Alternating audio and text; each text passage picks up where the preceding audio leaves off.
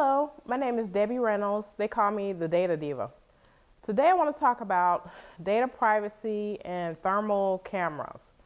As a result of the worldwide pandemic with COVID-19, we're seeing a lot of public and private industries instituting thermal cameras in terms of being able to take temperatures of individuals. We also have businesses doing handheld thermal or temperature checks as well.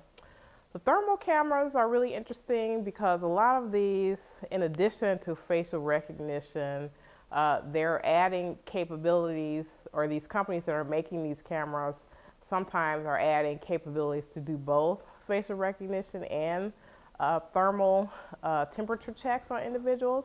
We're seeing this definitely in healthcare settings, like visitors to hospitals, that you may have your temperature checked by a thermal camera.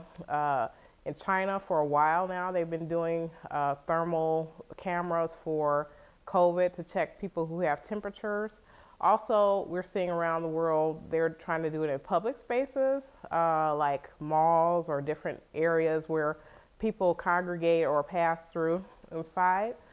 The challenge with thermal cameras are the privacy of the individual.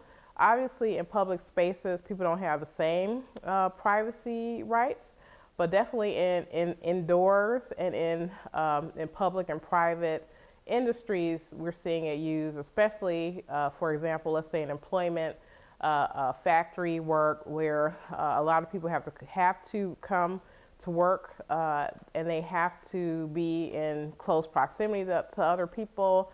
There may be temperature checks in those situations as well.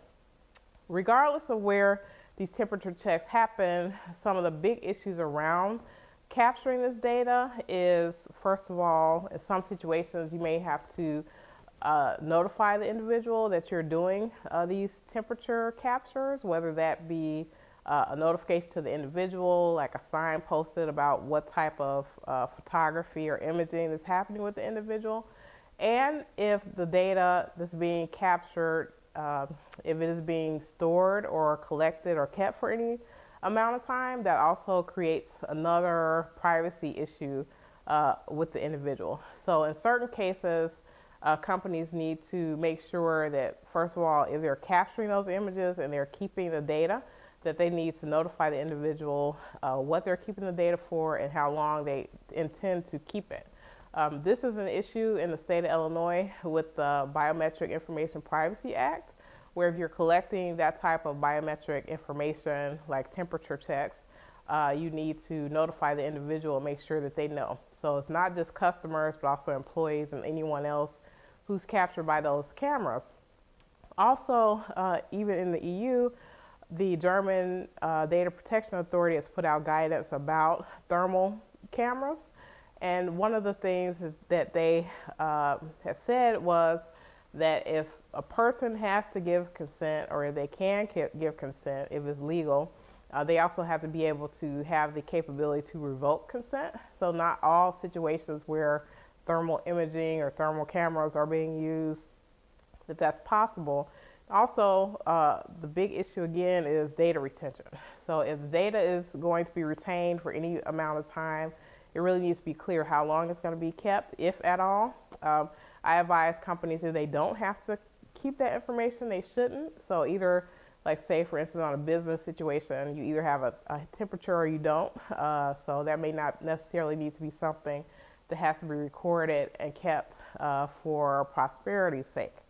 So it remains to be seen how this will play out around the world. I think that it's going to become a part of everyday life because of COVID, especially as people start back traveling. I think it's going to be very prevalent, and I think countries will be very different in how they handle issues around the legality or the privacy concerns related to taking people's temperatures using thermal cameras. That's it. Thank you.